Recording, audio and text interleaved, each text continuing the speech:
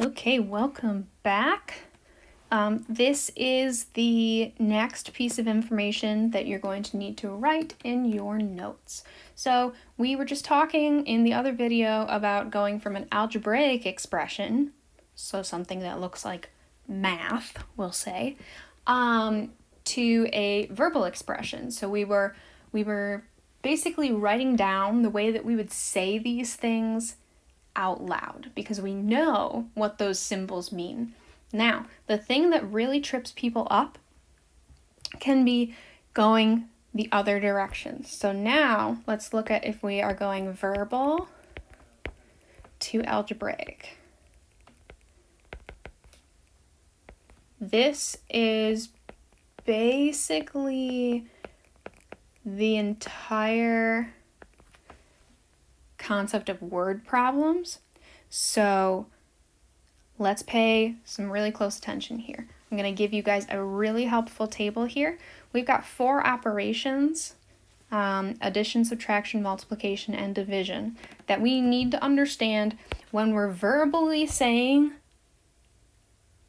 to do these things, right? Because I don't say like 2 addition blah blah blah blah blah.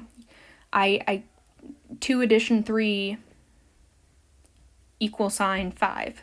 That's not how I would say that, even though it might be written kind of like that algebraically. So what are some things that we verbally say that mean addition? Well, more than,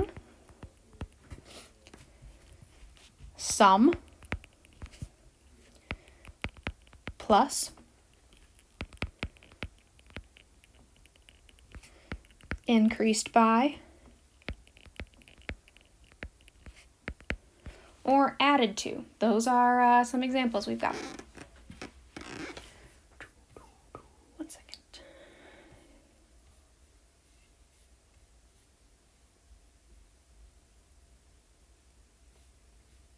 Sorry about that. All right. Subtraction. How do we say that in English? Well, we'll say less than, subtracted from,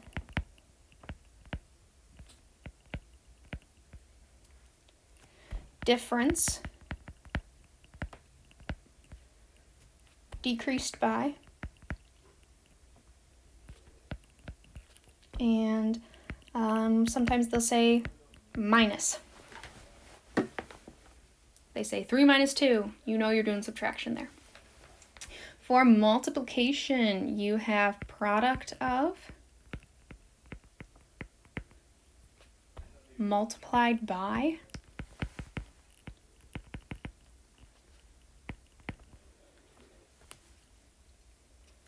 times, or sometimes they just use the word of.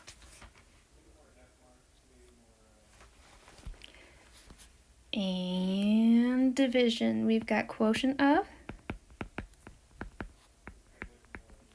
and divided by. And that's pretty much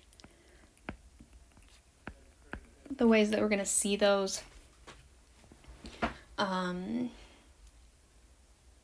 expressed. Let's look at practicing from verbal to algebraic now. If I give you, this is example 2, if I give you this sentence, and I can say these out loud, a number n more than 10. Okay. So, a number n is not a number, but we can make n a variable. I need to figure out what operation I'm doing. I see over here that I have 10, so something is happening between this n and the 10, and the key to it is going to be that, because more than is a way that we say addition, so that means that I'm going to put a plus sign, and a number n more than 10 translates directly to n plus 10. Just like that, all right? Let's do another one.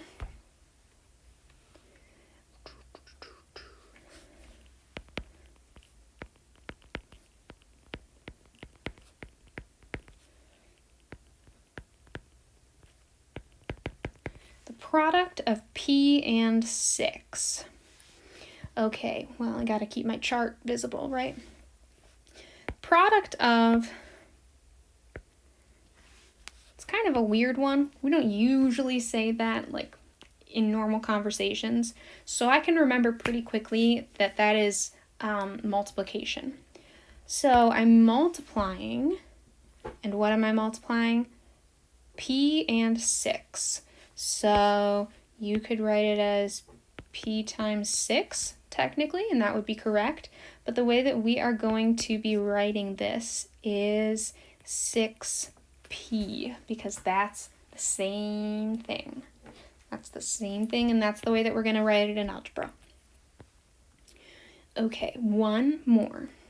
And you'll have to look at your own table, because mine's going to be gone. 10 less than the product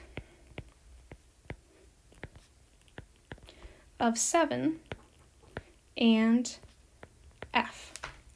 10 less than the product of 7 and F. Well, I already have it highlighted blue right there, so product of, I do know is going to be multiplication. So if I want to put a little multiplication sign right there to help me remember that, that's fine. Oh, but we've got other ones in here too, don't we? We've got that. That less than is another one of our verbal ways to say one of our operations. And it is subtraction that we're talking about this time. So let's see. Can I just write it like 10 subtraction x times 7f or something? Here's the thing about less than. This is like very, very important. Please don't rip your paper. When you have subtraction, you put it at the end. So we have 7 and F. So I'm going to write the 7F. And then I'm going to say less than that. So now I'm doing 7F minus 10. Because whatever amount 7F is, I have 10 less than that. So take away 10. All right. Okay, that is going to be where we leave off for today. We're going to work a lot more on these and on some word problems tomorrow in class. I'll see you there. Bye.